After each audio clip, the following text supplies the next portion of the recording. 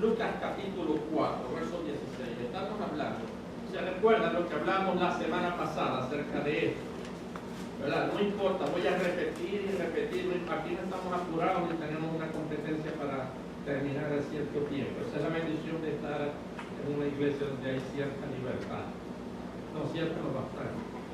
Sí, que eso significa libertinaje, hermano. Decentemente y con orden. Pero es importante, y es mi anhelo, mi deseo, el deseo de mi corazón, que todos seamos edificados, incluyéndome a mí, aún mientras yo, a veces hablando y enseñando, el Señor me nutre, me llena, me da nuevo discernimiento de su palabra. Estoy seguro que aquellos que enseñan también experimentan esto. Y este capítulo que estamos leyendo, analizamos ya, habiendo el Señor, habiéndose ya mostrado como el Mesías, habiendo dado Dios testimonio, como lo dijo, de reafirmar y de señalar aquel que Él iba a enviar a este mundo para ser el ungido de Jehová, el Mesías, el que viene a cumplir en su primera venida una función fundamental, que era ¿cuál? La de ser Él, el sacrificio, el siervo sufriente que se entrega como cordero en la cruz para salvar a toda la humanidad. Esa era una de las funciones del Mesías. La hizo en su primera venida. Los judíos parece que no tenían esto muy claro. Bienvenida, hermana Clara, buenos días, Dios te bendiga. Los judíos parece que no tenían esto claro, porque la mayoría de las profecías, ¿verdad?, hablaban de que el Mesías iba a venir para salvar a Israel de sus enemigos terrenales, al darles libertad. Él también vino, como estaba profetizado, si bien es cierto que en pocos pasajes, pero estaba claro que Él también iba a venir para salvar, ya no a los judíos, sino a los judíos más todo ser vivo, todo ser humano, salvarlos de los enemigos espirituales del hombre. ¿Cuál es el enemigo espiritual fundamental del ser humano? ¿Qué es lo que nos separa de Dios? El pecado. El problema entre Dios y el ser humano, ese ser a quien Él dio su imagen y semejanza. El problema entre Dios y ese ser que tiene su imagen y semejanza, el hombre, es aquello que es contrario a la esencia de Dios. Y eso no es otra cosa que el pecado. El pecado es lo que separa al ser humano de Dios. Es lo que Dios, al haberlo creado y darle una de las cualidades de Dios, ¿verdad? Entre esas cualidades estaba el libre albedrío, amén. Y en ejercicio de ese libre albedrío, el hombre desobedeció y se constituyó en enemigo de Dios, porque hizo y practicó aquello que es contrario a la esencia de Dios, que es el pecado. Ese es el problema que Dios dispuso resolver. Al darle el libre albedrío, estaba Dios, como siempre lo decimos, corriendo el riesgo de que le doy mi imagen. En mi imagen va contenida la racionalidad, la moralidad, el lenguaje, ¿verdad?, la apreciación de la belleza, pero también va contenido el libre albedrío, como yo, la libertad. Y en ejercicio de ese libre albedrío, el hombre tenía la posibilidad de desobedecer a Dios, como en efecto lo hizo. Pero Dios, sabiendo esto, desde antes de la fundación del mundo, ya había preparado un plan para salvar al hombre. Antes de hacer al hombre, antes de hacer la tierra y antes de hacer el universo, Primera de Pedro nos indica que Él ya había hecho un plan para salvarnos. ¿Y cuál era ese plan? Enviar a su Hijo como cordero, sin mancha, para que con su sacrificio quitara de en medio eso que separa al hombre de Dios, que no es otra cosa que el pecado, con su sangre limpiar, expiar el pecado, de manera que esa que separaba al hombre de Dios fuese quitado y volviese a establecerse una relación personal e íntima con Dios. Amén, porque ya no había el pecado. Y no solo eso, luego de limpiarnos, Dios derrama en nosotros el Espíritu Santo para que vuelva a haber esa conexión entre el ser humano redimido, expiado, justificado, hubiese de nuevo una conexión por medio de su Espíritu con Él. Y así podemos tener una relación con Dios, podemos discernir aquello que es espiritual, aquello que el hombre natural no puede, porque el pecado le impide que el Espíritu de Dios more en él, porque no puede estar el Espíritu de Dios Santo, ¿verdad?, cohabitando, coexistiendo con una naturaleza pecaminosa. Ese problema lo resolvió el Señor enviando a su Hijo. Amén. Y esa función era una de las funciones del Mesías, el ungido de Jehová. Esa función la llevó a cabo la primera venida. Amén. La otra función también la va a llevar a cabo, como vamos a ver hoy en la prédica, en su segunda venida. Amén. No es que quedó fallo, no. Ese plan Dios lo hizo en parte dispensacionalmente. La primera venida para ser Él el Cordero, que dio su vida en rescate por nosotros. Amén. La segunda venida no viene como cordero, viene como el león de la tribu de Judá, ya no calladito, ahora a libertar a Israel de los enemigos que quieren destruirla. Amén. La segunda venida.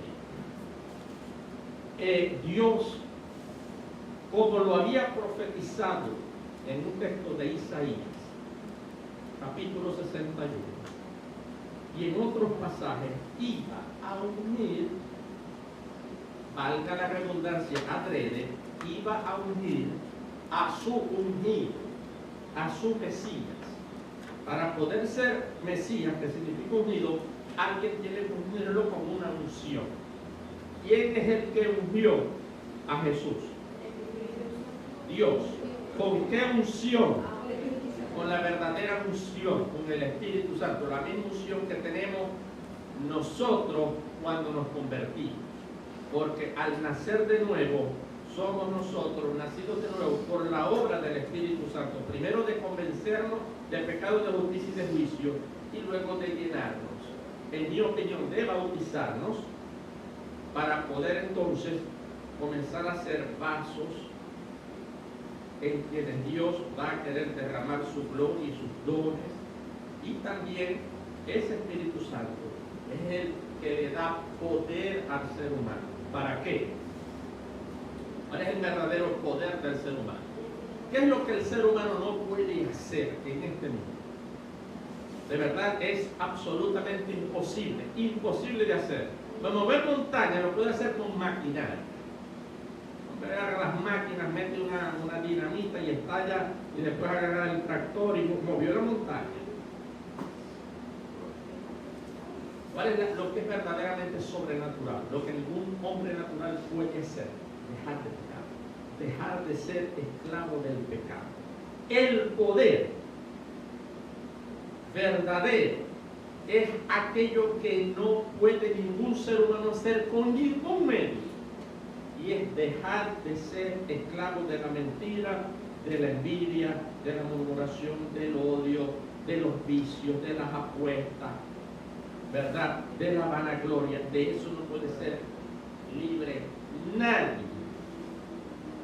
Necesita un poder sobrenatural.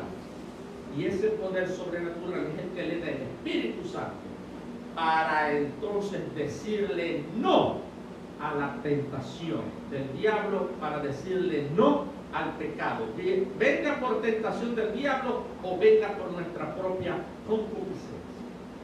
Tenemos la posibilidad de decir no tenemos la posibilidad de dejar de mentir. Claro que sí, si uno es cristiano, nacido de nuevo, que ha sido redimido, expiado de pecado, que ha sido de verdad hecho regenerado, por el Espíritu Santo y lleno del Espíritu Santo, tiene el poder de dejar de decir mentiras, de dejar de tener resentimiento, tiene el poder de perdonar, sí lo puede hacer. Y cuando venga la tentación, decirle no a la tentación. Lo podemos hacer porque recibiréis poder. Y ese poder es para testificar que Dios cambia al hombre, primeramente. Para testificar que podemos ser diferentes, que podemos ser diferentes a los del mundo. Que mientras los del mundo engañan, el cristiano no. Mientras los del mundo siente odio y rencor, los cristianos no. Eso es ser diferente. Amén. Y esa capacidad de ser diferente es testificar que Dios cambia. El principal testimonio, la mejor forma de testificar que Dios de verdad es real y que Dios cambia al hombre es cuando la gente, tus familiares, tus vecinos, tus amigos, tus compañeros de trabajo dicen: ¿qué le habrá pasado a hoy? El chico ya es raro, está raro, el chico está alegre, perdonó a fulanito que le echó una broma, ¿verdad? No dice mentiras, no bebe, no fuma, ya no ve pornografía. Yo que ¿qué le habrá pasado? ¿No? Está diferente, está cambiado. No nos llega ahora el Evangelio. Claro. Amén, claro que sí.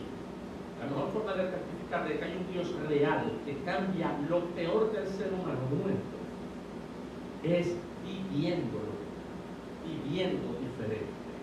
Luego predicar, y que nuestra prédica vaya junto a nuestra conducta.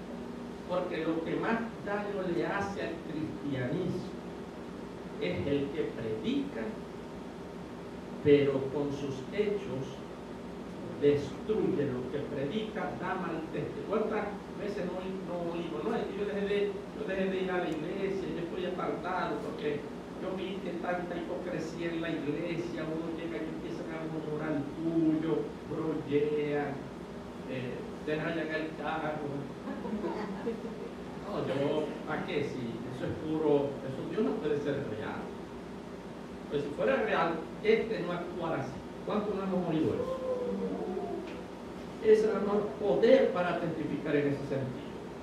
Y el Señor, por su parte, da una de las señales de que ese que había nacido era en efecto el Mesías, su Hijo amado, en quien él iba a tener complacencia. Amén.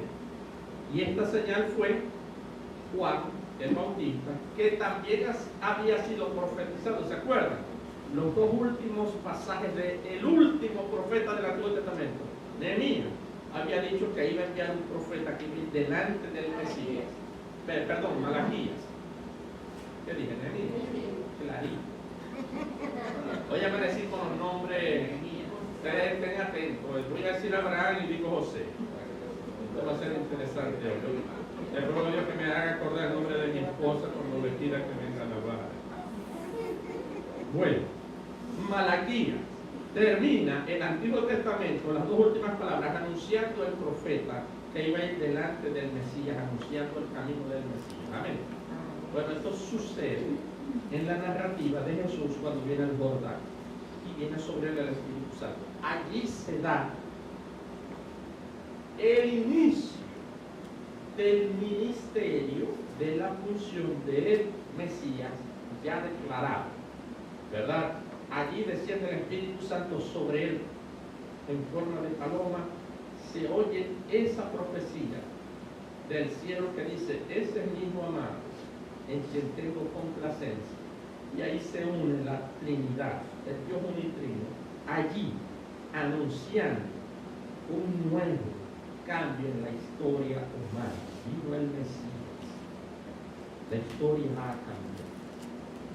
Ya el hombre puede amarme de verdad, de corazón, no por interés como los judíos. no por religiosidad como los judíos. Ahora me va a amar por lo que yo soy y no por lo que yo le doy. Y eso es como lo amamos los cristianos, por lo que Él es, aunque no nos dé nada. Aunque nos quite lo que nos quite, como decía Job. Mientras Jehová dio, Jehová quitó, sea el nombre de Jehová bendito. Eso es una que puede decir un cristiano nacido de Dios. En las buenas está contento y da gracias a Dios, y en las malas también. Amén. Y se dio allí. Luego un evento importante, ¿verdad? No se le había secado el pelo todavía a Jesús, luego de salir del río, cuando el Espíritu Santo lo lleva al desierto para ser tentado por el diablo. ¿Es el Espíritu Santo maluco? Que lo primero que hizo fue eso. No, ya lo hablamos.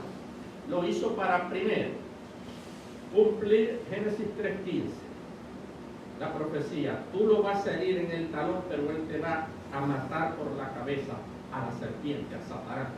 Luego, para mostrarle a Satanás que cuando el hombre, con toda la debilidad que pueda tener, se dispone a obedecer y hacerle caso a Dios y a acudir al Espíritu Santo, es posible no caer en la tentación del diablo. Eso es lo que nos quiere enseñar, que es posible con el Espíritu Santo, queriéndote someter a Dios, la manera de resistir al diablo hasta que Él huye de nosotros está en las tentaciones, la Biblia. ¿Y cuál es la manera en que Jesús nos enseña allí, ¿verdad?, a resistir a las tentaciones del diablo? Porque fíjense la secuencia: fue llevado por el Espíritu al desierto para ser tentado.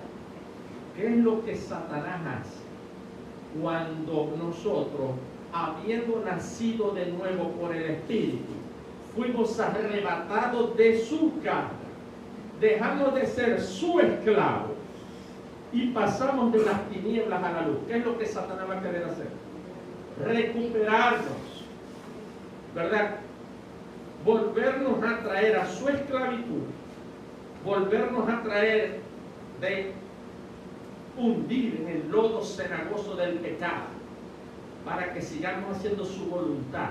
Envidia, homicidio, brollo, rencor, amén, robo. Eso es lo que Él quiere: volvernos a hundir en el lodo, en el fango, y sumirnos en las tinieblas. Y ese va a ser el trabajo de Él todos los días, una vez que el ser humano nace de Él. Ese es su trabajo.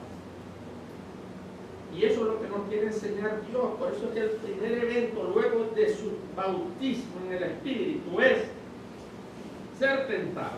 Porque Dios sabe que lo primero que nosotros nos vamos a ver expuesto luego de nacer de nuevo es ser tentado por Satanás para sacarnos del círculo de santidad y vencer. Amén. Es la enseñanza. Cuando se convierte, yo siempre lo digo, vamos a ver, la hermana Edith y la hermana Clara se convirtieron hace una semana. Yo les aseguro que no iban bien por el estilo, con los pastelitos, cuando ya estaban siendo pintados de nuevo, para volverlos a traer. Y Él ataca. ¿Qué es lo que aprendemos allí? Te va a atacar en el momento más bajo, en el momento de tu debilidad. A Jesús, cuando tuvo hambre después de 40 días, no antes, ahí le dio duro, pues ya estaba en necesidad. En el estado, en el momento de la vulnerabilidad, Satanás te viene a dar con todo. Eso lo aprendemos ya. Y se puede someterse a Dios y resistir. ¿Cómo? Haciendo guerra espiritual, atando al diablo, reprendiendo. ¿Qué dice la Biblia? Resistiendo. Sometiéndote a Dios, resistiendo. ¿Cómo se resiste? Hermano, teniendo la mente de Cristo, uno tiene las palabras de Cristo. Y estas palabras se las recita, se las retruca a la tentación, y el diablo huirá de vosotros, como lo dice Santiago. Ahí está la verdadera lucha espiritual. Someternos a Dios, y eso toma una decisión nuestra. Someterte a Dios es una decisión tuya, hermano. Es una decisión tuya, hermano. Es una decisión tuya. El diablo tiene su trabajo todos los días desde que nos levantamos, siempre lo digo, que lo haga. Yo tengo el mío, el de él es tentarme, el mío es resistirme, someterme a Dios, ese es mi trabajo y yo trato de hacerlo bien. Amén. Y si se puede, pero hay que tener la palabra de Dios aquí, como Jesús, ¿no? Escrito está, escrito está, escrito está. Esta semana Satanás me quiso desbaratar. Demasiado. Lo que me faltó esta semana fue salir en estado.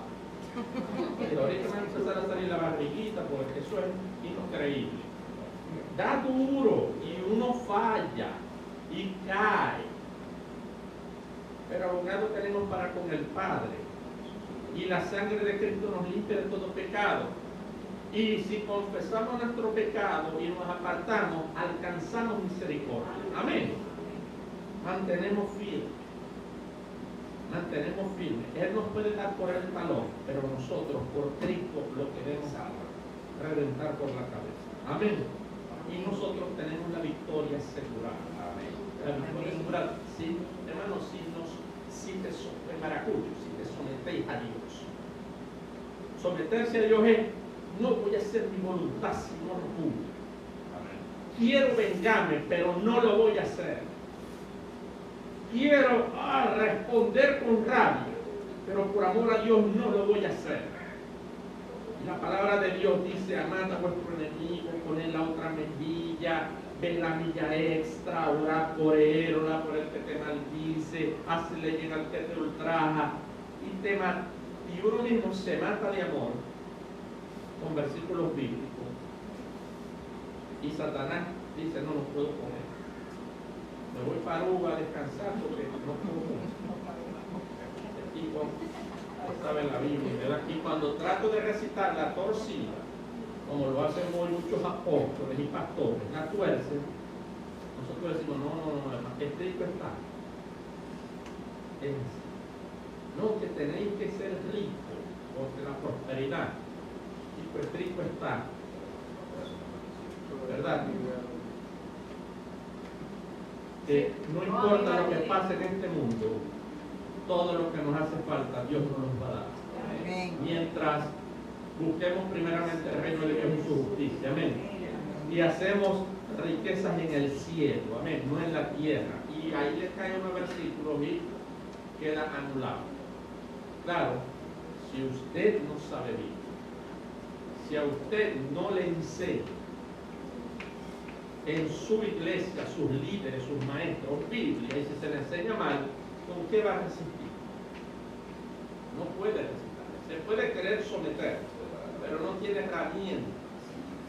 Y hay que tener cuidado hoy, porque estamos viviendo más que nunca, ahorita, y va de mal en peor, la apostasía de primera de Timoteo 4, que dice que el Espíritu Santo ya le dijo claramente a Pablo que en los últimos días, antes de la venida de Cristo, muchos iban a apostatar de la fe. Y es lo que uno ve hoy, escuchando doctrinas de demonios, que espíritus engañadores enredaron a estos apóstoles y pastores de hoy día. Pero sabiendo esto, más tenemos que estar cuidadosos con lo que escuchamos, aún de mi parte. A lo que yo diga, siempre le digo, verifíquelo por la Biblia. Y si yo digo algo contrario a lo que dice la Biblia, usted, por amor a mí, y se lo agradezco, me viene y me dice: Robert, está ahí pelado. Hermano, ¿verdad? Disculpe, vengo al púlpito y digo: no digo un disparate. Como lo he hecho algunas veces, un disparate, déjame esa palabra. No lo entendí bien, gracias a Dios, un hermano amoroso me corrigió por la Biblia. No me venga a decir que sintió un calorcito después que se fue de aquí y un temblor, porque a mí eso no me interesa, pero eso no es un criterio de verdad. El criterio de verdad está aquí. Dentro de esto, todo. Fuera de esto, nada.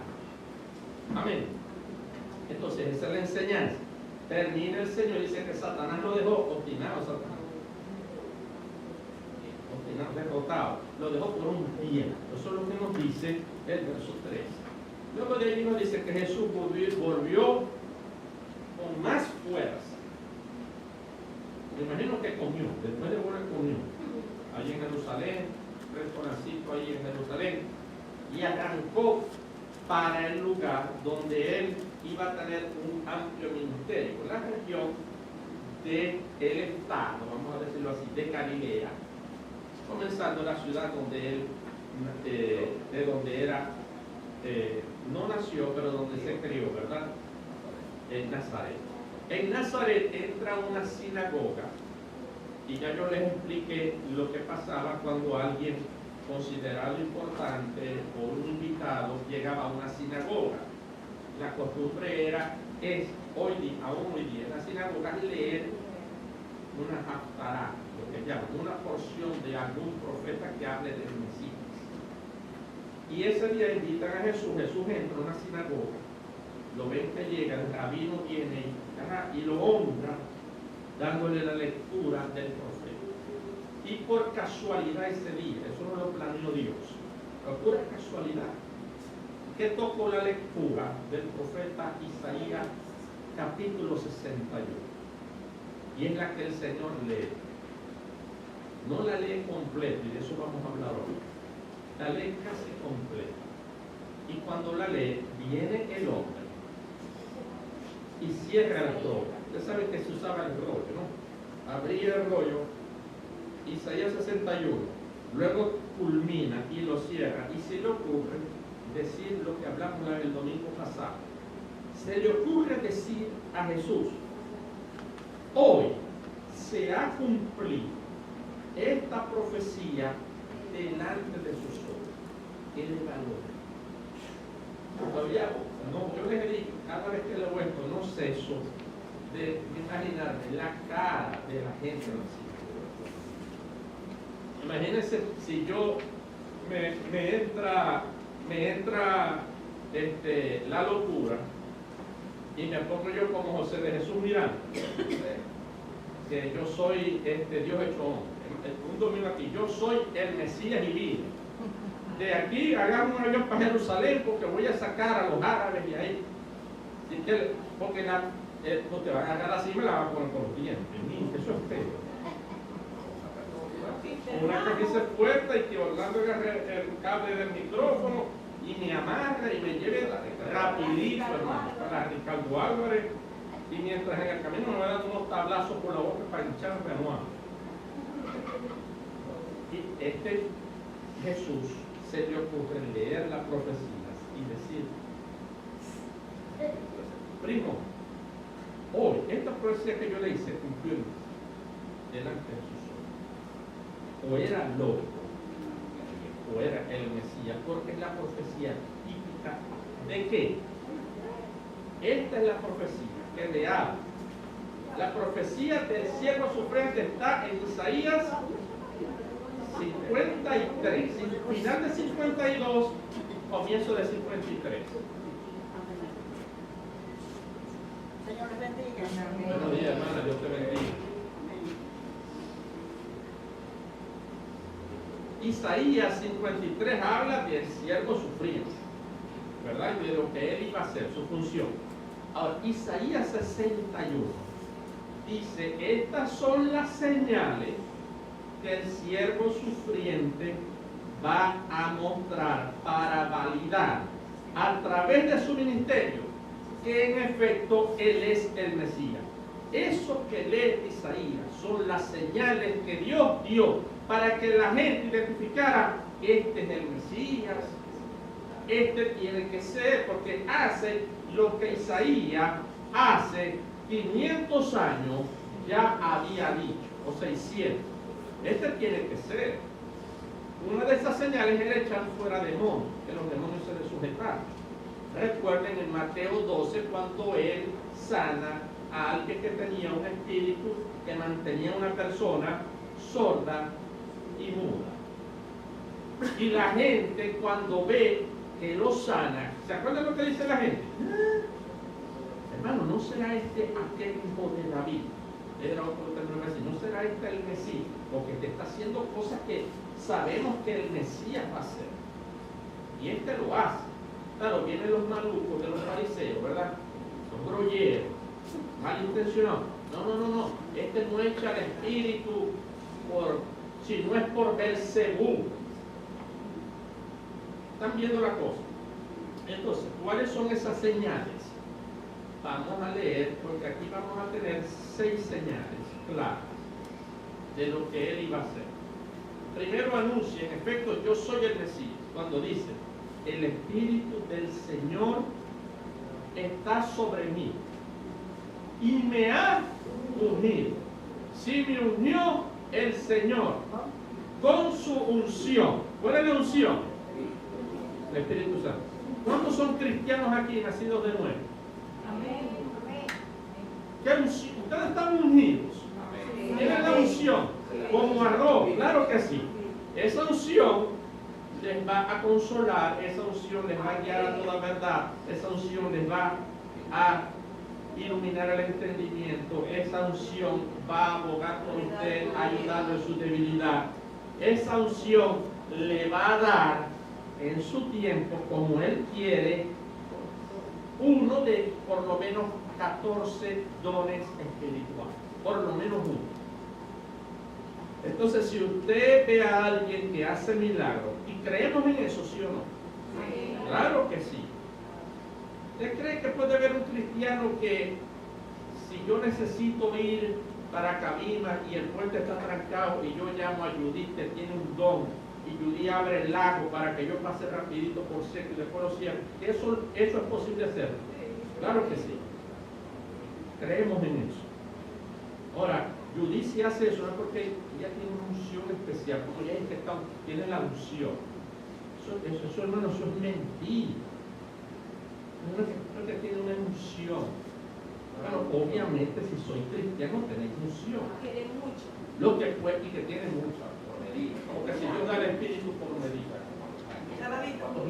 Te lo dice literalmente el Señor, porque Dios nos da su espíritu, porque un poquito aquí, después voy a dar una unción. Es un disparate. Ahora, todos tenemos unción. Ahora, esa unción da dones. ¿Creen en los dones? Puede darte el don de milagro, puede darte el don de sanidad, puede darte el don de discernimiento, puede darte el don de profecía, puede darte el don de una fe que otros no tienen. Yo sé que hay gente que tiene una fe que yo no tengo. Lo malo, peligroso, nefasto, maligno y que el diablo usa, por eso es que Dios nos lo da mucho, es que el que tiene una fe corta, o no es un don la fe. Sí. Primera de Corintios 12 aclara a la hermana Elivia, dice que uno de los dones espirituales es la fe. ¿Es o no es? Es una fe especial, una fe sobrenatural. Gloria a Dios quien la tiene. El problema es que los que la tienen se la dan de más cristianos que otros. Yo he conocido gente con ese don, pero al ver que yo no tengo la misma fe que él, viene y dice que yo soy inferior, me hace sentir inferior, menos cristiano. Hermano, eso es un problema terrible. Igual los que hacen milagros, se la creen más cristianos. Hermano, eso es un don que el Espíritu Santo le puede dar a cualquiera y que no es mayor que el don de servicio.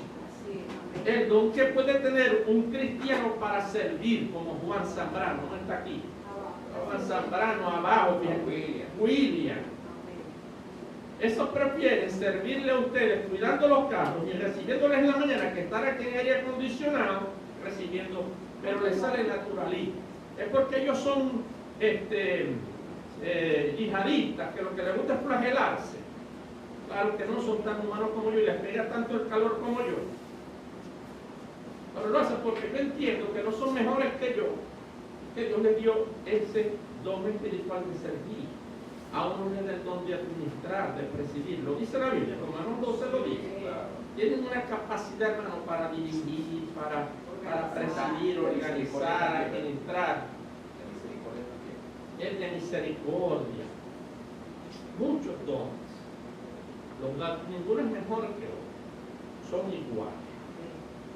Porque todos son dones espirituales. Carismas o carismas en plural. Carisma no es, el término para don en griego tiene unos cuantos, pero el más popular es, lo vimos, ¿se acuerdan? Cuando hablamos del diezmo, es dore más don. Hay una especie de don que es especial, que no puede ser dore. Al venir del Espíritu Santo es un charis, una gracia especial, de carisma en griego. En castellano, carisma. Y de allá el término carismático, a los que exhiben dones. Carismático. Carisma es un don del Espíritu Santo, que según 1 Corintios 12, se lo da el Espíritu ¿a quién? A quien Él quiere. ¿En qué medida? En la medida que Él quiere. Pero el Espíritu Santo no lo da Dios por medida. Todos tenemos una misma medida de Espíritu, la unción. Amén. Pero los dones, bueno, si hay alguien que sana, yo le pido a Dios casi diariamente, o que me dé a mí ese don, o que se lo dé a alguien de esta iglesia. A ver si me honra tener que pasar por unas experiencias bien feas que esta semana no me voy a salvar.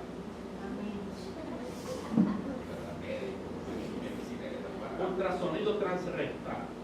Eso es de los castigos medievales, eso es nada al lado de eso. Horrible. Bueno, ojalá si alguien se lo recibe hoy, que vaya por mí, para que me cure yo la próstata, para no tener que ir el jueves a hacer eso. Esta noche estoy pensando. Y María ya me dijo, no, es este jueves y tenés, o es este jueves, de manera que es este jueves.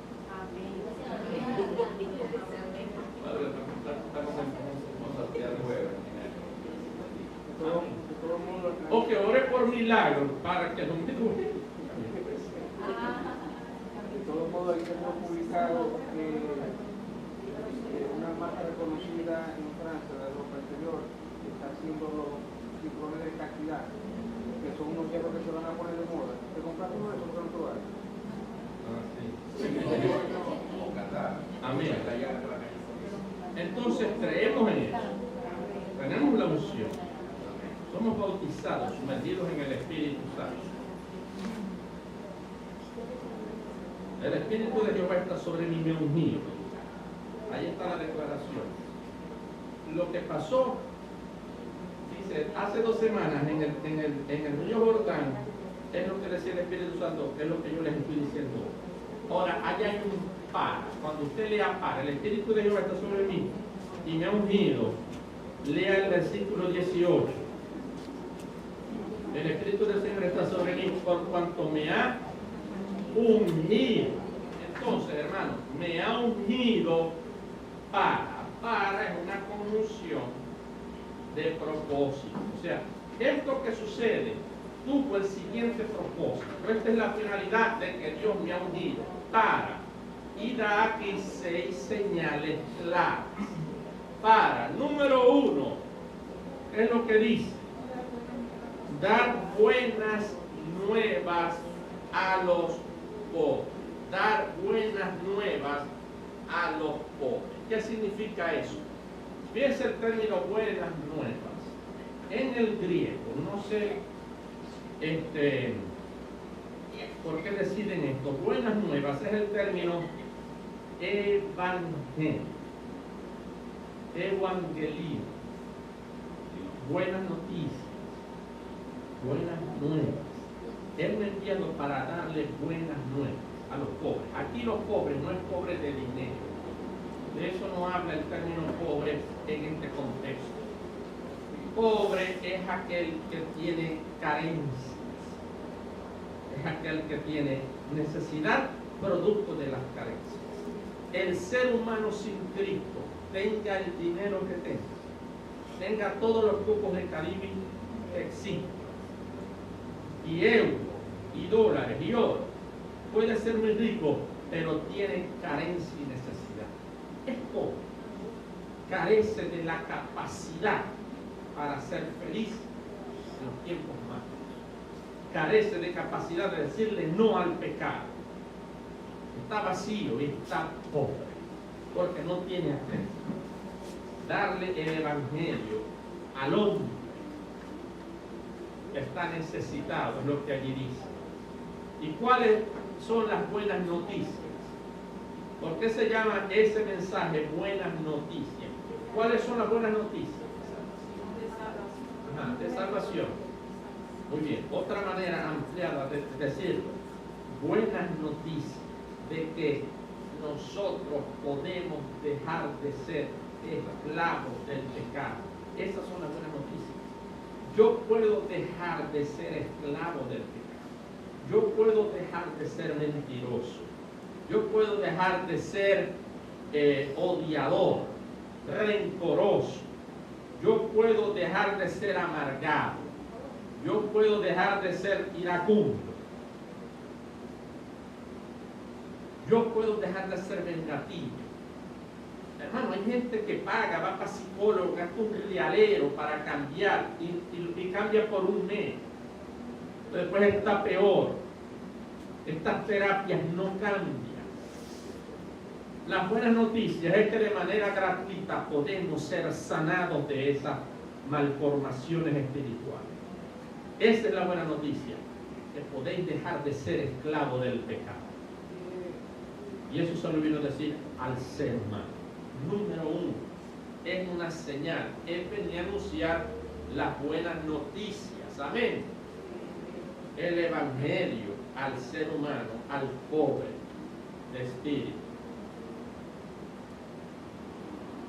Ese evangelio que tiene poder para lograr eso que tiene. Y ese poder, como dije, ya lo había dicho el Señor en Hechos 1:8, que nos iba a dar el Espíritu Santo. También, hermano, procure, en la medida de lo posible, pensar en estos términos de fe cristiana.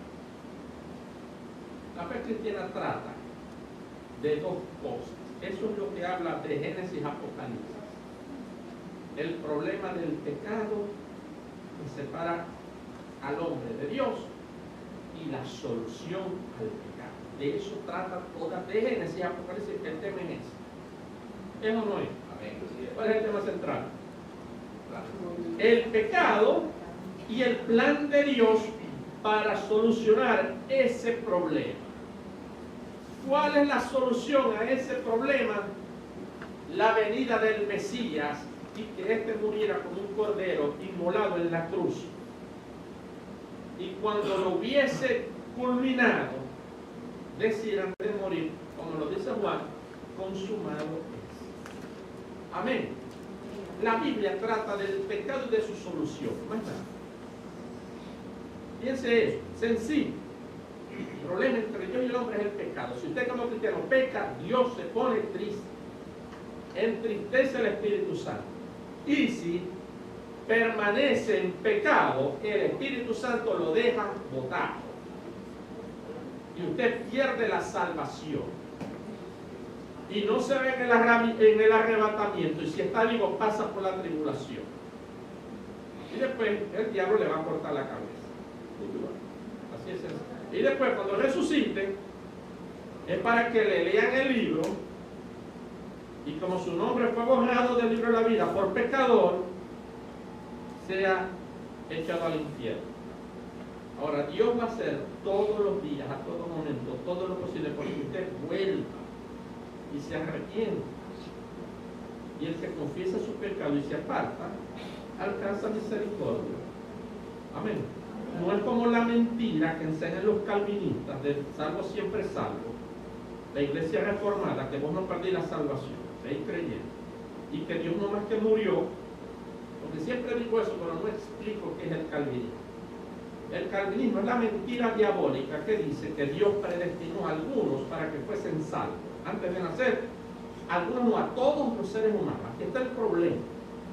El calvinismo es que Dios, en esta versión peor que la versión musulmana de Dios, a todos los seres humanos, a un grupo de todos, predestinó para que sean salvos. Olvídese de que el hombre tiene libre albedrío, porque el hombre pasa a ser un muñeco predestinado. Y es lo que explica esta doctrina, en mi opinión, diabólica, que la iglesia reformada, muchos que los amo, predican y enseñan. Que de todos los hombres, cuando nacen, a unos Dios predestina para que sean salvos. Y a otros que nacen, predestina para que sean condenados. Y que en la parte de la Biblia que dice, porque Dios no quiere que nadie se pierda, sino que todos procedan al arrepentimiento, y dice, no, ahí es todos los predestinados. Eso es del diablo. Del diablo, que la salvación no se pierda. Y Dios que te preserve en santidad. Esta es una locura, quizás que Ayaca descompuesta se comió este Calvino, soñó eso y lo dijo y la gente se lo ha creído. Bueno, anula el libre albedrío. No es que eso no es por obras, y si yo creo, hay una obra que yo tengo que hacer, la de creer, así como la obra que tenía Adán al principio, que no tenía pecado, era mantener, obedecer, y en el ejercicio de su libre albedrío decidió desobedecer él hacia nosotros, ¿o no? No, entonces es que Dios predestinó a Adán para que desobedeciera. Entonces yo soy enfermo mental. Eso es un lobby, pero no es musulmán. Hablan mejor que este invento de la iglesia reformada calvinista, salvo siempre sabe. Están locos. Así lo digo. ¿Ah? No despedirse esa sabiduría. Hay varios versículos. Ahora, que Dios, para llevar a cabo el plan de salvación de toda la humanidad, algunos contados, Dios predestina para que sean como Dios quiere, y a otros predestina para llevar a cabo su plan. Predestinado de antemano, porque a Dios lo quiso. Faraón, predestinado de antemano. Judas, predestinado de antemano positivamente, Juan el Bautista. Predestinado de antemano a Jeremías, Pablo, en mi opinión, los 12 apóstoles. Predestinado desde ya para la perdición, la bestia y el falso profeta que somos. No sé quiénes son, si han nacido o no, no me interesa.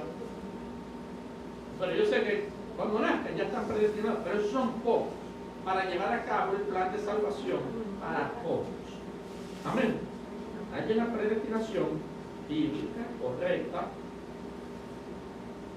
para llevar a cabo el plan, pero no para salvación. Ahí es José. Algunos en la Biblia, sin duda, tanto para lo uno como para lo otro, pero eso no en todos los hombres. Luego de que se tetelestai, luego de consumado esto, ahí ya no hay. Y luego de que se establece la escritura, ya el hombre o rechaza a Dios en el ejercicio de su libre albedrío, si decide escuchar o no el llamado que le hace el Espíritu Santo, que lo convence de que necesita arrepentirse, decide o no aceptar esa convicción del Espíritu Santo en el ejercicio de su libre albedrío, como lo tuvo Adán. ¿Están viendo a Adán? Adán no tenía la naturaleza pecaminosa que yo tenía, ¿o sí? Ahora decidió desobedecer en ejercicio de esa libertad. Amén. Amén. Jesús vino y pudiendo haber pecado, no pecó. Decidió someterse a Dios.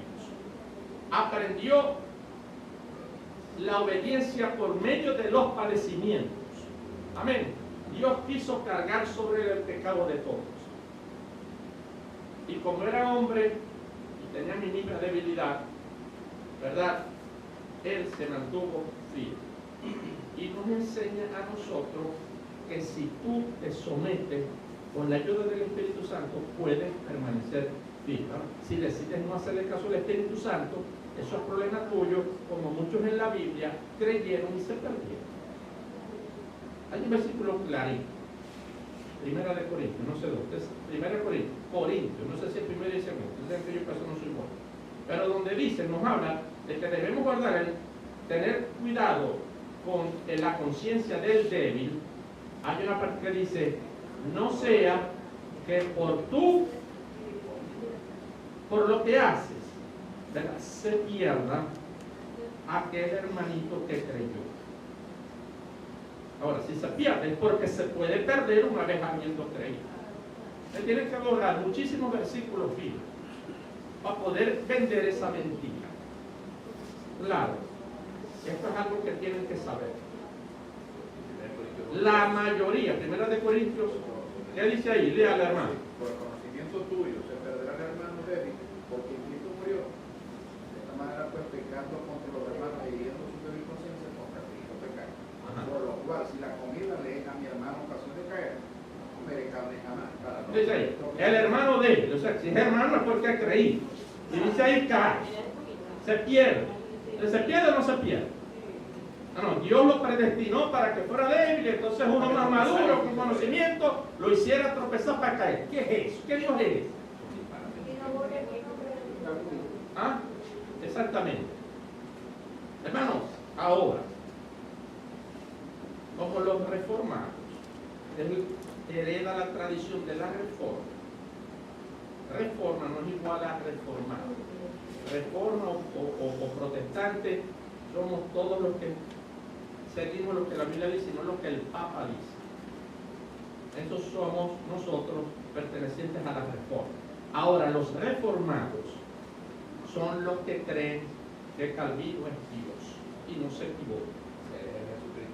Ese Calvino para los calvinistas es más importante que la Biblia. Ellos son la mayoría de evangélicos, para que sepan, y son los que más libros escriben y los que más páginas web tienen, buenas, porque son buenos en teología y a muchos yo admiro. De los calvinistas rajados buenos que admiro, John MacArthur, de la Biblia de MacArthur, John MacArthur, lamentablemente un reformado recalcitrante, por cierto. Otro, Spurgeon, Charles Spurgeon, ese es ultra reformado. Y la mayoría, al ser ingleses y los americanos que fundan los ingleses, presbiterianos la mayoría, van a ser reformados porque esa es su esencia. Los reformados, por cierto, que hoy hay muchos que están cayendo en esta mentira, leyendo las paginitas de los reformados en internet, como son los de los pocos que no escriben loqueras de apóstoles, profetas, mantos apostólicos, pactos y estas otras mentiras del diablo. Muchos hermanitos lo leen y se comen el veneno. Entonces te salen con que, hermano, es Spurgeon, es MacArthur, es John Piper que lo dice. Han terminado como los católicos. Lo que le decían los católicos a Lutero: ¿y quién te habéis traído vos que soy para ir contra el Santo Padre de la Iglesia Católica? Y eso yo, un tipo que leyó bien la Biblia, donde dice el justo por la fe vivirá, y no es por estar dando limón. Así de sencillo, un versículo que entendió. Y lo atacaban hacia así están los católicos. ¿Y quién te crees vos que vas a encontrar? A mí no me interesa, yo no sigo a hombres. Y le aconsejo que no lo haga. Usted siga a uno solo, a Jesús. Amén. Y a su palabra. Amén. Por ahí seguro y no se deje engañar de nada. Amén. Si alguna vez le entrara a lo que era el pastor de la palabra, vivan allá y me ayudan a mí a salir del engaño. Ahí se lo agradezco. Amén. Entonces, hermano, eso más o menos con la iglesia reformada, los calvinistas. El otro pasaje, la parte que dice, función número 1, darle el evangelio a los pobres. Número 2, me ha enviado a sanar los quebrantados del corazón. Este habla sanidad física y emocional. A los quebrantados del corazón. Hermano, el que está enfermo, dígame si no está quebrantado de corazón.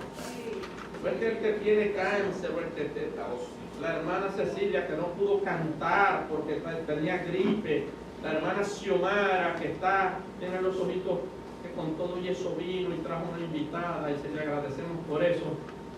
Eso quebranta el corazón. Deprime, acongoja. Él vino a sanar. a las personas. Amén. Otra función. La otra, pregonar libertad a los cautivos. Fíjense bien que pregonar no es equivalente a predicar.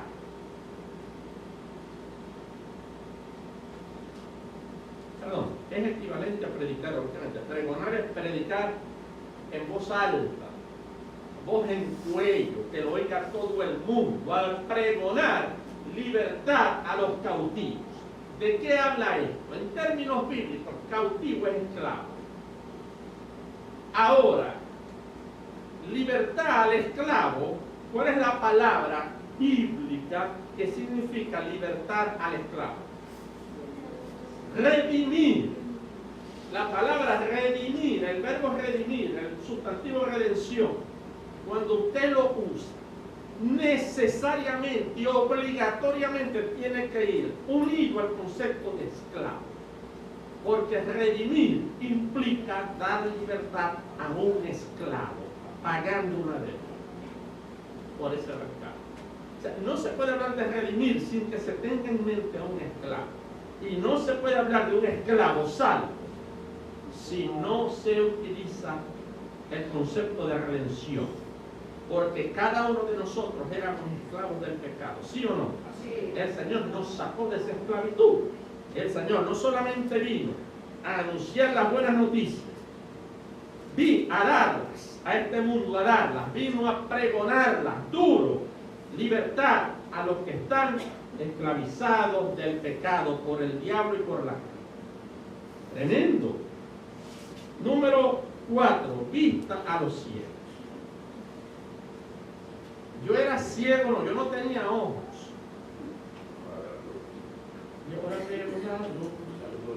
Yo era ultrateo, yo se los he dicho. Ultrateo, yo ni siquiera era ateo. Yo era antiteísta. Porque el ateo no cree. El antiteísta odia a Dios. Yo era de los que decía, Dios no existe, y si existe hay que matar. Ciego, Dios me trajo luz y me abrió los ojos. Amén.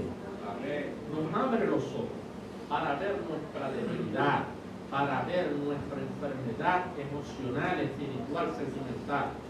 Él nos abre los ojos para que veamos que necesitamos cambiar para mejor. Él te abre los ojos para que veas que la vida que vives te va a llevar al sufrimiento, a la tristeza, que el orgullo no sirve de nada, que eso lo que hace es romper matrimonio, romper familia, romper amistad. Te abre los ojos para que veas a ti mismo espiritualmente que estás ennegrecido por el pecado y que esa mancha negra tiene que ser limpiada con el único producto que la puede limpiar, que es la sangre de Cristo. Amén. Vino a abrir los ojos a los judíos de la religiosidad y a nosotros hoy día de nuestra esclavitud, tendencia natural a hacer lo malo. Fíjense, pregonar libertad a los cautivos, vista a los ciegos. Ahora este versículo, amados hermanos, la quinta.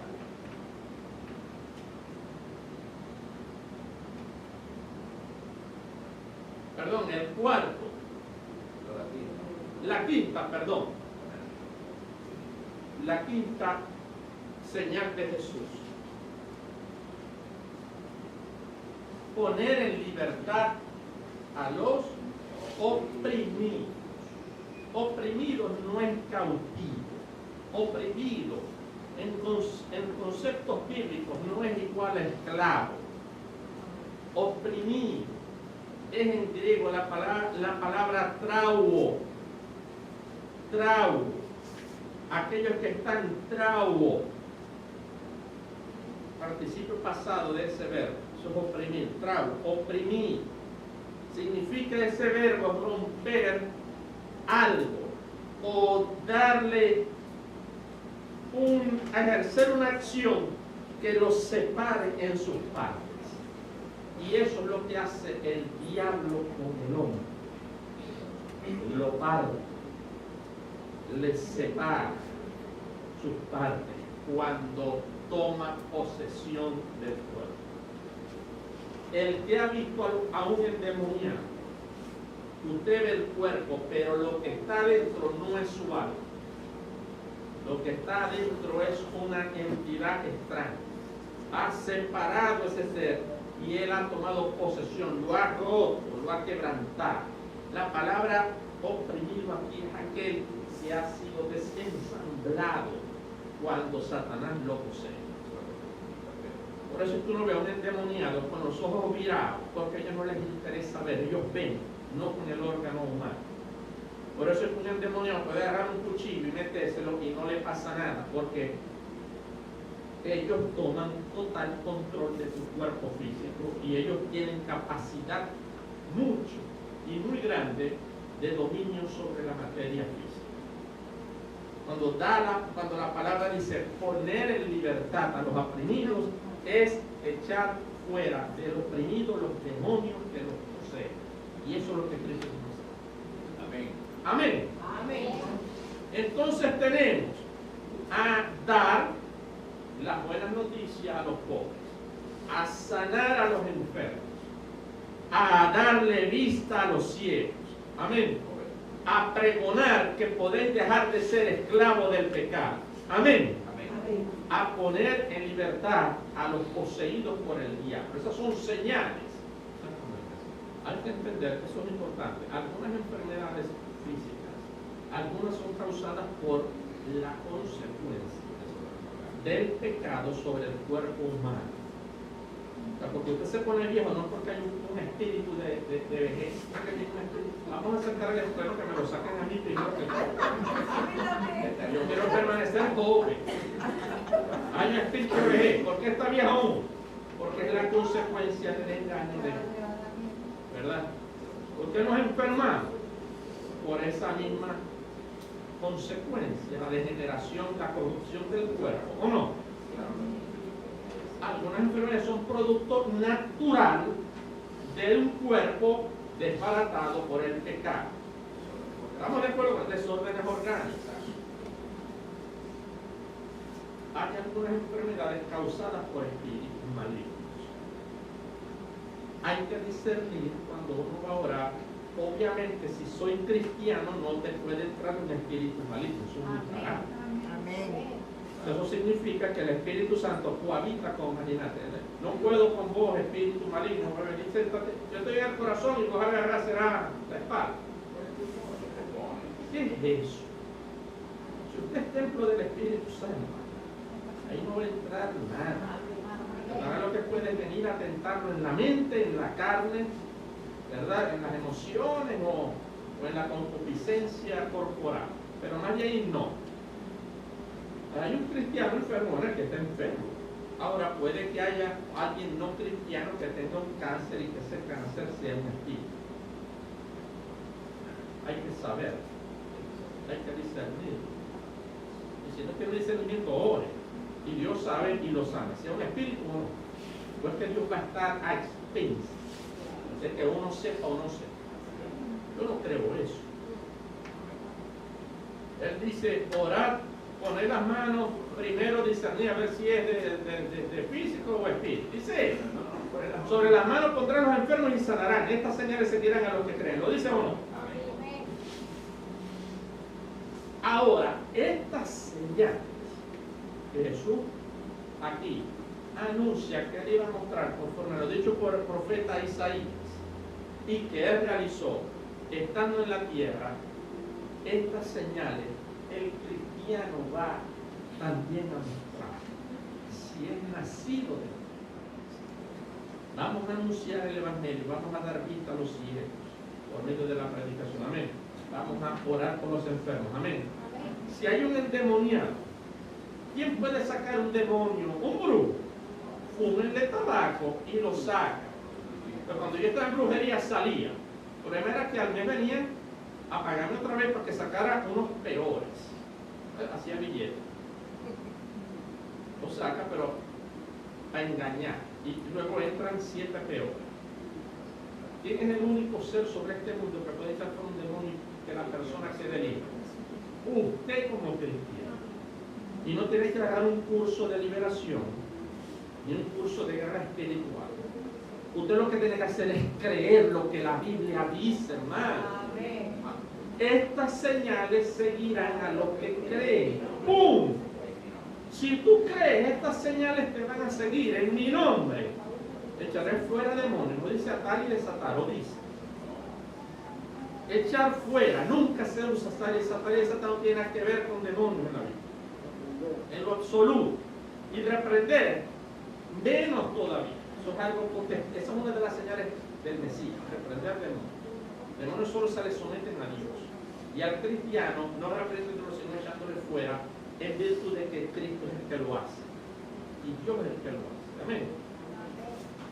Haga caso a lo que dice la Biblia y va ganando siempre. Cuando usted ve a los 12, antes de ser cristiano, a los 12 apóstoles, antes de venir el Espíritu Santo, los comanda Dios y os doy potestad para echar fuera demonios. Luego a los 70, yo veía como Satanás caía al piso como un rayo, pero no se gocen por eso. Gócense porque su nombre está escrito en el libro de la Biblia. Él nos ha dado potestad de hollar, caminar sobre, pasar por arriba. Hollar es caminar por encima de, en griego. No para estar como los pentecostales, estripándole la cabeza al diablo. Eso es un disparate, hermano. Eso es un invento. Pasar por encima, o sea, a vos no te interesa si hay 10 demonios, ni 40 demonios, tenés que hacer macro espiritual. Eso está en la Biblia, eso hacía Pablo. Usted ve a Pablo haciendo eso, usted ve a Pedro haciendo eso, usted ve a la historia primera de la iglesia haciendo eso. A mí no me interesa si hay 10 principados ni cómo se llama. A mí lo que me interesa es predicar la palabra y que el Espíritu Santo haga su obra y ya está. Amén. Y predicar el Evangelio es lo que yo hago. Más pecador que la ciudad de Corinto o Éfeso no es Maracay. Éfeso o Atenas. Ustedes ven a Pablo reprendiendo los espíritus en los templos de Atenas. Para nada.